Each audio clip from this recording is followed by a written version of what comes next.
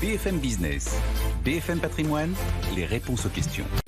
Chaque jour, en effet, nos experts sont à votre service et répondent à vos questions. Pour nous écrire, bfmpatrimoine@bfmbusiness.fr. N'hésitez pas à nous interroger et on transmet bien évidemment à nos experts. Autour de la table ce matin, Aldo Securani pour la F2IC. Rebonjour Aldo et Jean-François Filiatre pour Marché Gagnant. Prêts tous les deux ? Allez, c'est au fond. Alors, on a pas mal de questions, mais j'en ai une qui va vous concerner tous les deux et qui vient de moi, du coup. Ben oui, j'ai le droit aussi de poser des questions.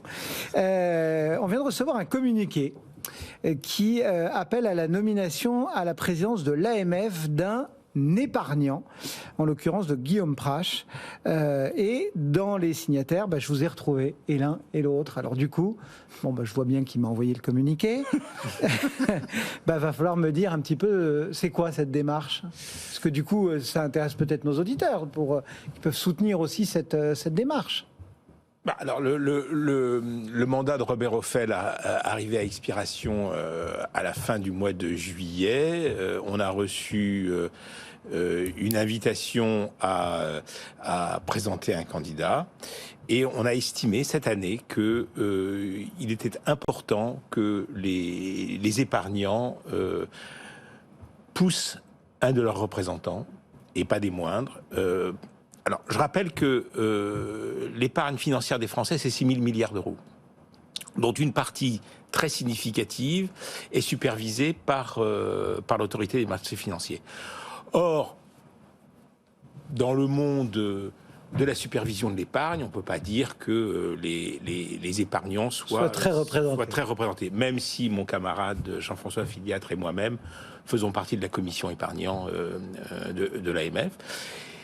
Il se trouve que Guillaume Prache est un homme d'une très grande qualité. Il connaît très bien le milieu de l'épargne. Il est également le directeur général de Better Finance, qui est l'association fêtière des épargnants à Bruxelles. Et il est très important que le président de l'AMF ait cette expérience européenne et internationale. Et donc, ça nous a semblé un moment opportun dans ce monde qui est en train de changer à la vitesse grand V, comme on dit trivialement, que nous proposions quelqu'un de cette envergure. Jean-François ? Moi, je vais être honnête, je trouve que c'est majeur. Déjà, majeur parce qu'on a réussi, avec nos sensibilités différentes, représentants des épargnants, à se parler et à se mettre d'accord sur le principe d'une personne. Donc ça, c'est déjà un sujet non négligeable. Deuxièmement, il faut savoir que l'AMF est un acteur majeur. Aldo évoquait les chiffres. Moi, je voudrais évoquer un sujet institutionnel.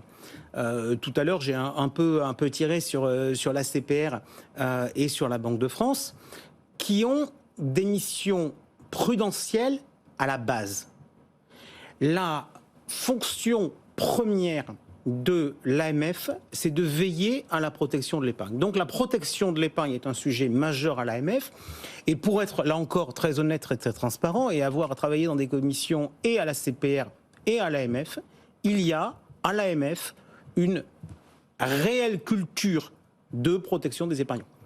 Elle nous paraît parfois insuffisante par rapport à ce qu'on souhaiterait, mais il n'y a pas de débat. Il y a une culture protection de l'épargne.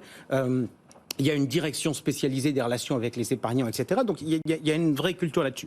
Alors si on rentre un peu dans les trucs de tambouille, il y avait des idées depuis des années qui consistaient à dire il faudrait qu'il y ait un représentant des épargnants au collège de l'AMF.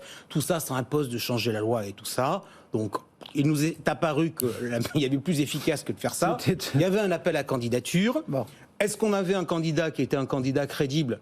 Réponse oui, parce que c'est pas une candidature médiatique. On parlait de Guillaume. Guillaume, l'AMF, ça surveille les marchés. Ça surveille l'activité d'asset management, ça surveille les émetteurs. Guillaume, il a été directeur financier d'une boîte cotée. Il a été directeur général d'un asset manager qui est très présent sur les marchés européens. C'est un défenseur reconnu des épargnants. On se rappelle que c'est lui qui avait soulevé le sujet du CREF. Donc Il est très implanté au niveau européen. Donc voilà, donc très bon, à mon avis. Moi, je suis très content. J'ai signé avec grand plaisir.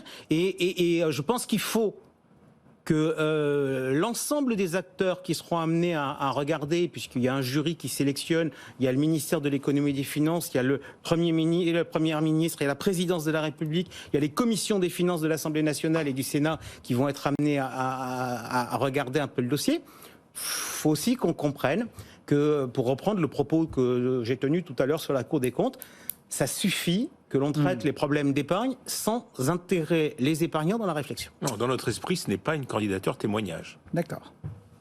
Et il y a d'autres candidats ? Pas pour tout dire, je crois qu'il y avait des sélections, qui avaient lieu en début de semaine. Donc il y a un jury qui a reçu des gens.